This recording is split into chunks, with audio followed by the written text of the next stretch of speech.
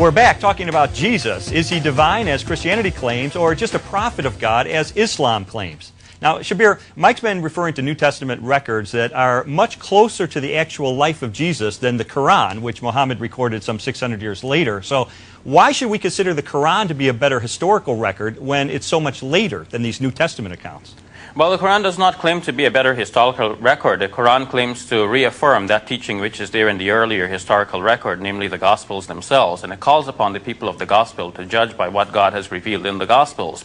And when we look at the Gospels, we see that Jesus throughout was referring to himself as the Son of Man, which means a human being, that he had human limitations. He did not know everything. He said, of that day and hour no man knows, not even the Son, but the Father only.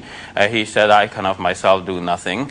I do only as the Father has commanded me. Throughout, Jesus is deferring to God, and in fact he falls in his face and he prays to God.